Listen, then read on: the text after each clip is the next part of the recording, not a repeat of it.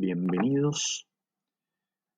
Vamos a la clase de hoy, vamos a charlar, o por lo menos en este video, de la traducción en eucariotas, puntualmente. ¿De acuerdo? Bien, este primer esquema, vuelvan a él cuando termine el video, a modo de resumen de conceptos de justamente cómo es este mecanismo de traducción.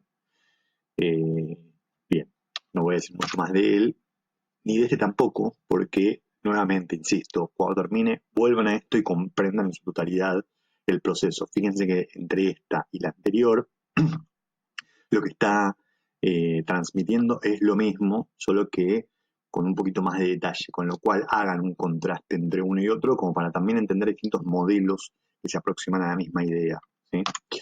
Bien, ahora sí empecemos más de lleno con la traducción. Recordemos que la traducción es un proceso concreto, es la mitad de lo que vimos en su momento como dogma central de la biología molecular. La primera parte de la transcripción, la cual ya charlamos, y la segunda parte es la traducción. En la traducción lo que ocurre es la síntesis de proteínas a partir del ARN mensajero que se produjo, que se sintetizó dentro del núcleo a partir del ADN, ¿sí? Lo primero que tenemos que aclarar es que este proceso de traducción va a ocurrir en el citoplasma, ¿sí?, celular, a diferencia de la transcripción que fue dentro del núcleo. ¿Por qué se llama traducción, no? ¿Por qué decidieron ese nombre tan extraño? Bueno, ahora vamos a charlar un poco de eso. A modo de resumen, me gustaría darles un índice de cómo va a ser este video, esta clase, como para que ustedes se vayan ordenando en la cabeza de qué estamos hablando. En la primera parte voy a profundizar un poco con esto de por qué se llama traducción, lo que dije en la lámina anterior. Y desprendiéndose de eso van a entender que viene el código genético, el famoso término código genético, que es, ¿sí?, y cómo se relaciona eso con el término traducción. Después vamos a ver cuáles son las moléculas involucradas en este proceso y por último vamos a ver efectivamente cómo es ese proceso. ¿De acuerdo? Muy bien. Entonces, la pregunta del millón es cómo se codifica un aminoácido desde una secuencia de nucleótidos, ¿sí? Recordemos que tanto el ADN como el ARN son ácidos nucleicos, ¿sí? Eso significa que son moléculas muy, muy similares, ¿sí? Recuerden que tanto uno como el otro están compuestas de nucleótidos, ¿sí? Y los tipos de nucleótidos que hay son 4 en total, ya sea para el ADN y para el ARN. ¿Se acuerdan que habíamos mencionado que el ADN tenía la posibilidad de tener citosina, guanina, adenina o timina?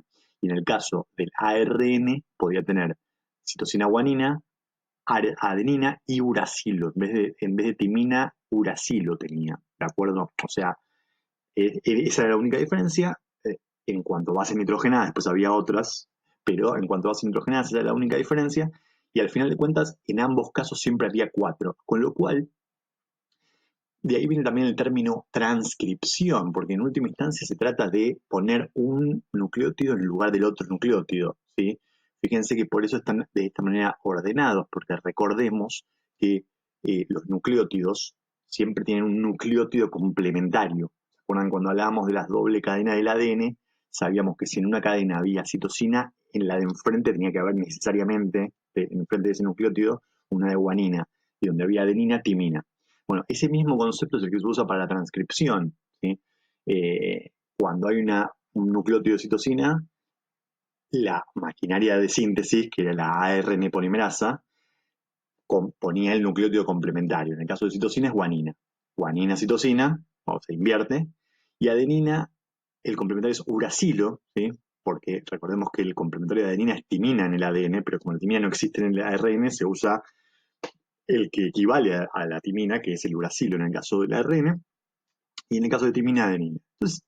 Entonces es fácil, entre comillas, la transcripción en el sentido de entender que donde va una cosa va la otra, ¿sí? Pero ahora, en el proceso de traducción, estamos a partir de un ARN mensajero teniendo que constituir o sintetizar una proteína. Y la proteína, ¿sí?, no tiene 4 monómeros, que serían el aminoácido, sino tiene 20, 21 o 22, dependiendo del libro que vean, ¿sí? Da igual, elijan la cifra que quieran. 4 versus 22 va a ser más difícil, ¿sí?, de entender qué quiere decir cada cosa, ¿sí? No es que a partir de una citosina yo puedo poner alanina y guanina puedo poner valina, ¿sí? Que tanto alanina como valina son ejemplos de aminoácidos. Pues si yo hiciera eso, vamos a ver más adelante, no me alcanza, ¿sí? O sea, porque hay 20, 21 aminoácidos y solo hay 4 nucleótidos, con lo cual no llegaría a cubrir todos los aminoácidos en ese mensajero, ¿sí? Pensemos de la otra manera. Pensemos que si en lugar de ser un nucleótido equivalente a un aminoácido, fueran 2 nucleótidos equivalentes a un aminoácido, ahí yo tendría 16 posibilidades. No sé si se entiende eso que acabo de decir. Es decir, ya no es más que la adenina equivale a la alanina y la citosina equivale a algo, ¿no? La adenina seguida de la citosina equivaldría a alanina. La adenina seguida por una guanina equivaldría a valina y así sucesivamente, ¿sí? Eso es lo que quiero decir. Pero tampoco alcanzaría, porque justamente si así fuera, yo hago todas las combinaciones posibles de dos bases nitrogenadas o dos nucleótidos contiguos y eso me da 16 posibilidades. Y vuelvo a insistir, son mínimo 20, con lo cual sigue habiendo por lo menos 4 aminoácidos, 5 aminoácidos, dependiendo del número que ustedes consideren, de más. Con lo cual, matemáticamente, lo que yo necesitaría es al menos 3 nucleótidos contiguos que equivalgan a un aminoácido, ¿sí? En ese caso, la cantidad, la sumatoria, que acá no la puse en total, porque justamente son 64, en el caso de 16 podía ponerla, pero 64 es mucho, o por eso puse un etcétera, ¿sí? Justamente, si yo estoy hablando de que 3 nucleótidos contiguos equivalen a un aminoácido, ahí sí puede dárseme la posibilidad, ya que me da 64 ese número. Y para 21 aminoácidos alcanza y sobra. Pero ahí nos encontramos con un siguiente problema, que es, ¿qué hago con los que sobran? ¿Sí? Pero bueno, ok. Antes de pasar a la siguiente lámina, quiero que quede claro esta idea, ¿sí? O sea, lo que estamos hablando acá, y ahora sí, ¿por qué? Vuelvo a la pregunta original. ¿Por qué le decimos traducción a esto? Justamente porque, ¿qué significa el concepto traducción en sí mismo? La traducción en sí misma lo que significa es pasar de un idioma a otro. ¿Qué es lo que estamos haciendo acá? Considerando que un idioma es el idioma de los ácidos nucleicos y el otro idioma es el idioma de las proteínas, ¿sí? Entonces, en esos dos idiomas, digamos, hay letras que sirven para constituir las palabras. Las letras de los ácidos nucleicos son 4 letras nada más: A, C, G y U. Pero las letras del idioma proteína, por llamarlo de esa manera, son 20, 21. Entonces, ¿cómo hacemos para traducir una cosa a la otra? ¿Se entiende el concepto, no? O sea, aparentemente hay un mensaje en el mensajero que nos indica cómo colocar los aminoácidos, en qué orden, pero ¿cómo leen ese mensaje que hay en el mensajero? Entonces, esto es lo que estamos hablando ahora. No se lee palabra a palabra, o sea, letra a letra, porque no alcanza. Entonces, la única forma de leerlo tiene que ser de una manera en la que alcance y que de hecho sobra, es esta. Es decir, 3 nucleótidos seguidos equivalen a una palabra en el otro idioma proteína. O sea, 3 nucleótidos seguidos equivalen a un aminoácido, ¿sí? Ese es el concepto que quise transmitir con esta lámina. Ahora bien, como dije en el cierre anterior, tenemos 64 posibilidades, ¿sí? ¿Qué hacemos con el resto? Bien. Entonces, tenemos 3 opciones. O 21 de esas combinaciones de 3 letras codifican para aminoácidos y el resto no codifica para nada, opción 1. O codifican para otra cosa, que no es un aminoácido, como si fuera un doble lenguaje, ¿sí? O codifican para un aminoácido, ¿sí? O sea, más de un triplete, vamos a llamarlos tripletes de nucleótidos, codifican para más de uno, ¿sí? La respuesta correcta es esa última, ¿sí? O sea, más de un triplete, más de una combinación de 3 nucleótidos seguidos codifican para un mismo aminoácido. Entonces, acá vemos el ejemplo. Por ejemplo, uracilo, uracilo, adenina se traduce en leucina, que es un aminoácido, ¿sí? Y citosina, uracila y guanina, que es otra combinación diferente a esta, también traduce en leucina, ¿de acuerdo? Entonces, por eso se llama redundancia a esto, porque es como se repite, ¿sí? Es redundante. Entonces, hay más de un triplete que codifica para el mismo aminoácido, ¿sí? Pero acá hay una excepción, algunos de esos tripletes, ¿sí?, no codifican para un aminoácido, ¿sí? Pero no es que no codifican para nada, sirven para algo, o sea, dan una señal, que es lo que se llama determinación, como vamos a ver cuando hablemos del proceso. Eso se llama stop. Y codón, ¿qué significa?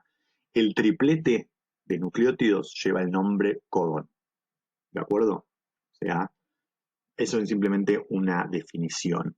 En vez de hablar de triplete de nucleótidos o 3 letras seguidas o 3 bases nitrogenadas seguidas, lo llamamos codones. Entonces acá el codón UA traduce leucina, el codón CUG traduce en leucina, y hay codones que son stop, que son estos 3 que vemos acá abajo, ¿sí? UGA, UAA y UAG. Esos 3 son los codones stop, ¿sí? O sea, como vamos a ver en las siguientes láminas, cuando vemos el proceso de traducción, se va a ir traduciendo cada codón en un aminoácido hasta que se lea este codón, UGA, UAA o UAG. Cuando se lee ese codón, se termina el proceso, la proteína ya terminó este proceso de traducción, ¿sí? Bien, esto también es muy importante, ¿sí? Porque de lo anterior, o sea, ahora estamos hablando mucho de la teoría. Cuando hacemos ejemplos prácticos empezamos a entender mejor y acostumbrarnos más a la idea. Pero en principio, comprendan, ¿sí?, lo que dije anteriormente, que un aminoácido, leucina, puede ser codificado, o sea, puede ser traducido por más de un codón, ¿sí? Pero decir eso no es lo mismo que decir que un codón podría codificar a 2 aminoácidos. No, bajo ningún aspecto, imposible, ¿sí? Porque eso sería una catástrofe evolutiva, si lo piensan, ¿sí? Porque justamente ustedes tienen que de alguna forma armar una proteína y el mensaje tiene que ser unívoco y claro, o sea, no es lo mismo que en un lugarcito pongan leucina o arginina. Entonces esto no puede pasar, ¿sí? O sea, decir esto no tiene ningún tipo de contratiempo, porque cada vez que vos leas CUG vas a saber que va leucina, o si lees UA, sabes que va leucina. Pero si vos lees que UA no sabes si es una o la otra, estás en problemas, ¿se entiende? Entonces, esto es una sutileza ahora, pero es una sutileza clave, con lo cual por eso se las remarco para que la tengan en cuenta, ¿sí? Muy bien. Entonces, esa fue la primera parte del índice que les dijimos que qué era esto de la traducción. ¿Sí? Se llama traducción porque justamente acá estamos cambiando de idioma, del idioma de nucleótidos al idioma de aminoácidos, ¿sí? ¿Qué tiene que ver el código genético en todo esto? Bueno, justamente esto que vimos en las últimas láminas de a qué equivale cada codón, a qué equivale cada triplete de nucleótidos en el idioma aminoacídico, ¿sí?, es lo que llamamos código genético. Sería el diccionario, ¿sí? Código genético, justamente, es esto que ustedes ven acá abajo, ¿sí? Fíjense, ¿cuál es el diccionario? ¿Cómo se lee esta tabla? Se lee, imagínense que ustedes tienen todo un ARN mensajero repleto de 4 letras, que son los nucleótidos del ARN, totalmente mezcladas, ¿sí? Entonces dicen, che, este triplete, este codón, ¿a qué aminoácido equivale? Lo que tienen que hacer para leer este código genético es decir, bueno, a ver, ¿cuál es la primera letra? Por ejemplo, imaginemos, hagamos un ejemplo. CAG, ¿no? ¿A qué equivaldrá CAG? Se voy al código genético y digo, bueno, la primera base es C. La segunda base es A.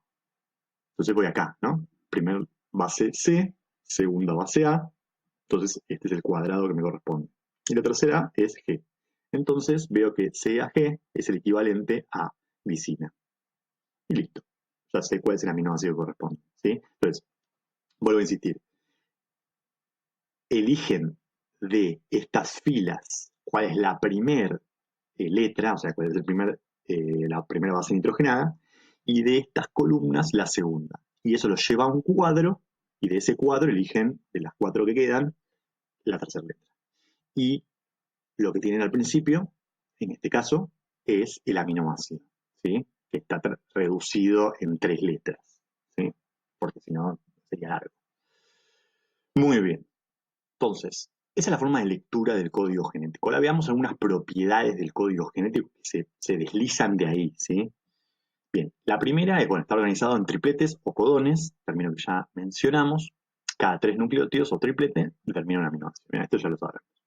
Segundo, es degenerado, o sea, o lo que yo dije antes, redundante. ¿Sí? Podemos usar cualquiera de dos palabras.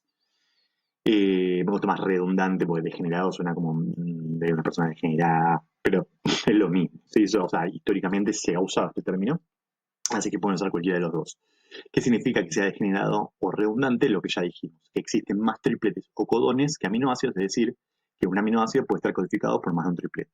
¿Sí? Por ejemplo, vamos al ejemplo, veamos que, no sé, serina puede ser codificada por este triplete, por este triplete, por este triplete, por este triplete. Puede ser UCU, UCC, UCA, UCG, son 4 tripletes diferentes, codifican para lo mismo. Entonces, eso es una propiedad del código genético que es redundante o degenerado. Por otro lado, es no solapado o sin superposiciones, o sea que un nucleótido solamente pertenece a un único triplete, que es lo que les había dicho que no malinterpretaran en la lámina anterior. O sea, no hay ningún codón que codifique para más de un aminoácido, porque eso sería un problema. ¿Sí? Entonces, eso significa que no es solapado. La lectura es sin comas, ¿sí? O sea que se lee de forma continua. Por ejemplo, vamos a este ejemplo de acá a la derecha, al costado, ¿sí? O sea, lo que estamos viendo acá. Imagínense que yo les escribo esta secuencia de nucleótidos. Entonces, el primer triplete son las 3 bases nitrogenadas, las segundas bases nitrogenadas juntas son el segundo, la tercera es el tercero y así sucesivamente. O sea, no puede haber, eh, no puedo agarrar de a 3 tripletes solapados, ni tampoco con espacios. Con espacios me refiero a que no puede ser el primero AUU y el segundo CUC, perdón, sino que viene seguido. ¿De acuerdo? Por último, es universal. Universal significa que este código genético que están viendo acá, ¿sí? Es el mismo para prácticamente todos los seres vivos, ¿sí? Lo cual no es menor. Prácticamente todos los seres vivos significa plantas, hongos, insectos, mamíferos, para prácticamente todos los animales es el mismo código genético.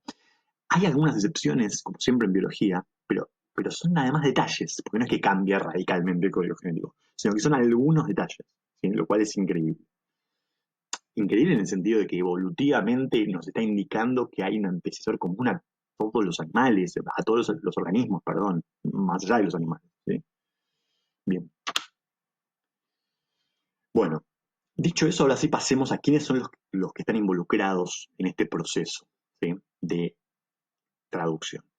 Entonces, son 3 los elementos. El ARN mensajero, que es el que va a llevar el mensaje, ¿sí? Que ya lo estudiamos, el que sale del núcleo, habiendo transcripto una parte del ADN, el que lleva el mensaje, por eso se llama mensajero.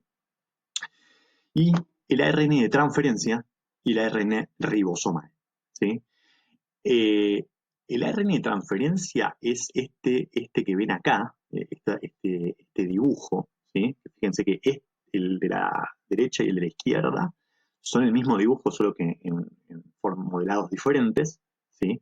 Que recuerden que incluso lo usamos en su momento cuando empezamos a hablar de ácidos nucleicos, que era un ejemplo de ARN que se autoplegaba sobre sí mismo, ¿sí? Que es como una especie, fíjense que es como una especie de doble cadena, pero que es una sola cadena que se dobla sobre sí misma, ¿sí? Ese sería el transfer. ¿Qué es lo que hace el transfer? Básicamente es quien lleva al aminoácido que está suelto por el citoplasma hacia el ribosoma, ¿sí? Que va a ser la maquinaria, o sea, el tercero es el ribosoma, que va a ser la maquinaria que va a generar la traducción, ¿sí? O sea, la ARN de transferencia descifra el código entre el aminoácido y el ARN ribosomal se encuentra asociado a un conjunto de proteínas formando los ribosomas como organela celular, que es la máquina de síntesis proteica, ¿sí? Entonces, fíjense algunas propiedades del ribosoma. Digamos que 2 serían las importantes. Una es que está compuesto por 2 subunidades, una subunidad grande y una subunidad pequeña, y otra que tiene 3 sitios de unión, o sea, 3 lugares a donde se van a unir ARN de transferencias que se llaman E, P y A. Eso es todo. ¿Sí? Ahora lo digo de esta manera y ustedes igual pueden rebobinar y volver a repasar y volver a ver el video. ¿Sí? Pero básicamente es eso. Bien, entonces esto es lo mismo que acabo de decir, en el sentido de que, de vuelta, el ribosoma tiene dos subunidades, una grande, que es la que está acá arriba, y otra pequeña, que es la que está acá abajo. Cuando se unen, forman esto que es el ribosoma, ¿sí? Y lo otro importante que les dije es que tiene tres sitios de unión, el E, el P y el A, ¿sí? Y además un sitio de unión al ARN mensajero, ¿sí? O sea, volviendo en la lámina anterior, no lo dije, pero esta línea y estos ladrillitos lo que están representando es el ARN mensajero. O sea, cada uno de estos ladrillitos es una base nitrogenada diferente, por eso tienen cuatro formas diferentes, ¿sí? Y acá muestro un ejemplo, A, U, G, ¿sí? Entonces, todas las formas en este esquema, todas las formas que tienen una terminación triangular son A, todos los que tienen una terminación triangular pero invertida son U, y los que tienen algo medio circularcito son G. Nos falta la C, que es el que falta, pero bueno, no importa, ese es un detalle, ¿sí? Lo que importa es que entiendan que el ribosoma se va a unir al ARN mensajero y por otro lado va a tener tres sitios de uniones a donde van a ir los ARN de transferencia. Entonces, podríamos decir que el ribosoma es justamente la máquina, ¿sí? Donde se va a producir la síntesis proteica, o sea, el lugar que va a unir al ARN mensajero y los ARN de transferencia. Bueno, esta lámina después véanla, es un repaso de otra clase, en el sentido de cómo están compuestas las proteínas. ¿Sí? Recuerden, esto es lo que me parece lo clave, que hay una estructura primaria, ¿sí? De las proteínas, ¿sí? O mejor dicho, polipéptidos, que están compuestos por una seguidilla de aminoácidos. Esto es lo que va a ocurrir en el proceso de traducción, o sea, el armado de esta estructura primaria. ¿Sí? Entonces, ¿para qué sirve cada uno de estos sitios de unión? ¿Sí? Estos círculos medio ocres, no sabría cómo llamar, qué color es ese, lo que está representando son un ARN de transferencia, ¿sí? Que tiene dos extremos el ARN de transferencia, ¿sí? Por un lado, tiene tres nucleótidos de ARN y del otro tiene un aminoácido, ¿sí? ¿Por qué? Porque justamente recordemos en la metáfora original que el ARN de transferencia vendría a ser como un camión que lleva la materia prima hacia la fábrica. ¿Y la materia prima cuál es? Los aminoácidos. ¿Y la fábrica cuál es? El ribosoma. Entonces, el ARN de transferencia está dando vueltas por el citoplasma hasta que recoge un aminoácido, se le pega. Imagínense que este es el ARN de transferencia original, que está sin aminoácido. Está dando vueltas por el citoplasma hasta que se encuentra con el aminoácido respectivo y se le pega y después se acerca al ribosoma, ¿sí? Para dejar el aminoácido, ¿sí? Pero dos cosas que pasé por alto y no son menores. Cada transfer es específico de un aminoácido específico, justamente. ¿Y de qué depende a qué aminoácido específico va a agarrar? Justamente a cuál es su otro extremo, o sea, cuáles son los nucleótidos que tiene asociados ese transfer. Esos nucleótidos, por cierto, están siempre asociados, no los pierde nunca, ¿sí?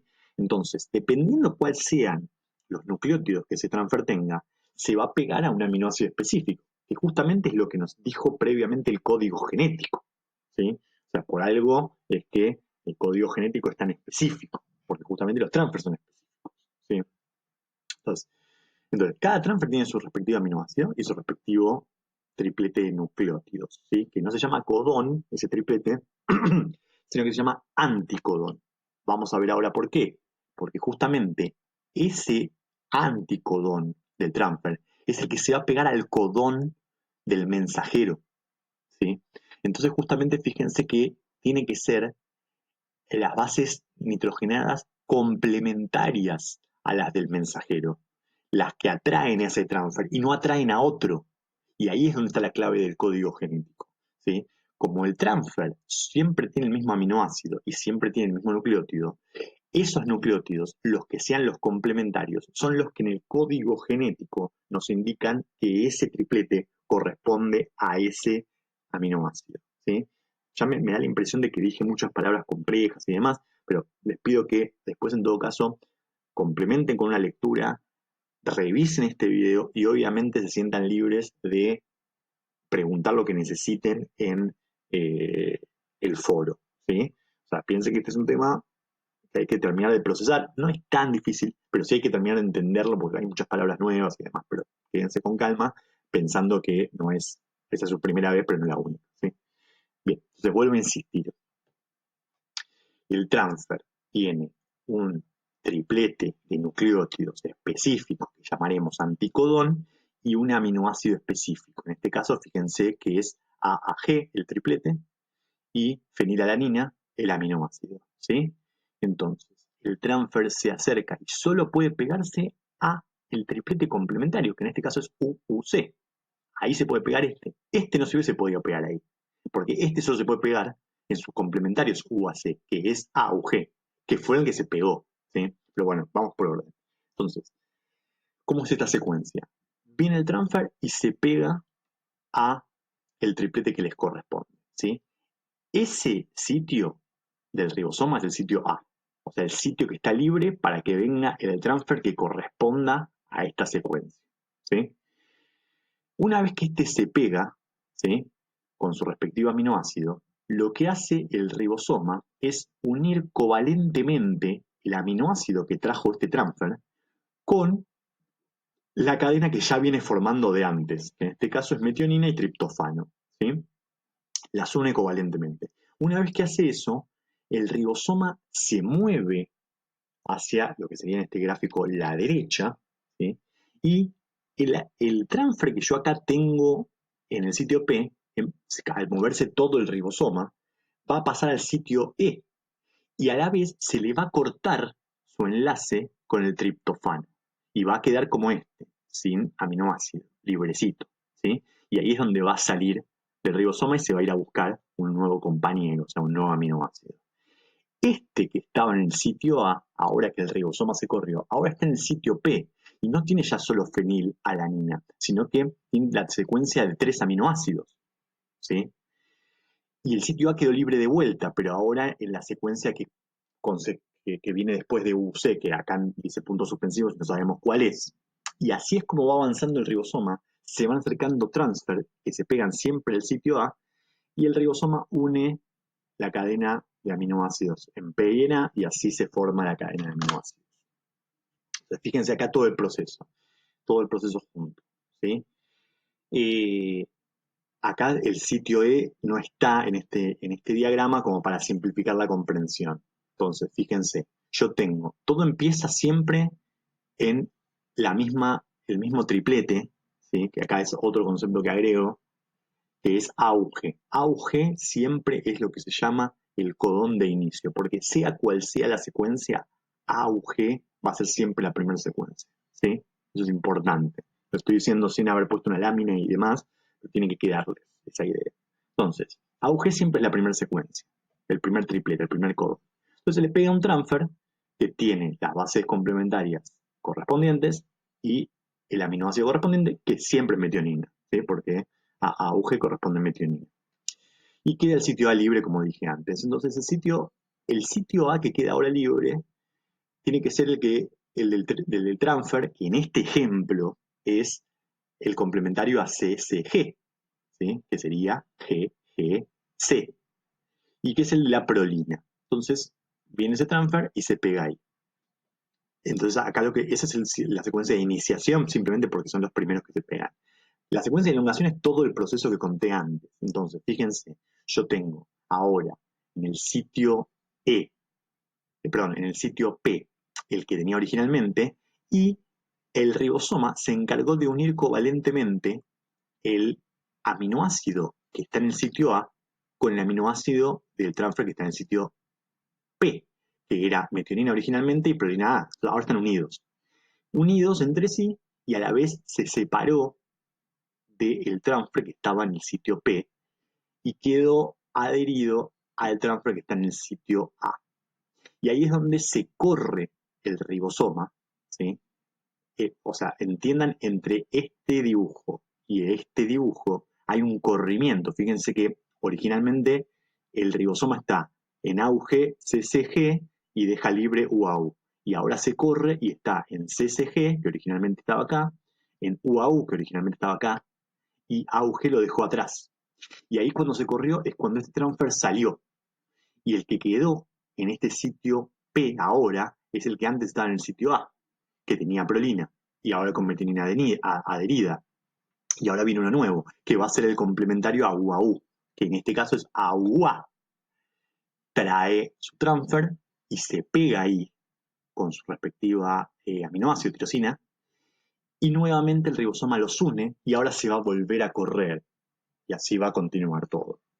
¿Hasta cuándo va a continuar todo? Hasta que lleguemos a uno de esos posibles codones stop que habíamos visto un par de láminas atrás, en este caso UAA, y lo que va a provocar es una serie de reacciones químicas, de procesos, mejor dicho, que van a desarmar el ribosoma y van a hacer soltar la cadena de aminoácidos que se formó, ¿sí? Entonces ahí tenemos, en este ejemplo, no la proteína, ¿sí? Porque recién es la cadena primaria. Acordémonos que para que sea una proteína tiene que pasar todo el proceso de conformación espacial, secundario, terciario y cuaternario cuando corresponde, pero ya tengo por lo menos la estructura primaria armada, o sea, la cadena de aminoácidos.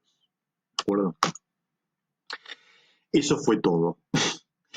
Bueno, como les dije antes, es pesado, tómenselo con calma, vuelvan a repasar, o sea, a rever este video y complementenlo con el Curtis, o el Lodish, o el Solomon, ¿sí? O algún otro video que quieran ver por internet, o vuelvan a ver este video, tómenselo con calma, escriban y, y obviamente estoy disponible para cualquier duda que tengan. Un abrazo.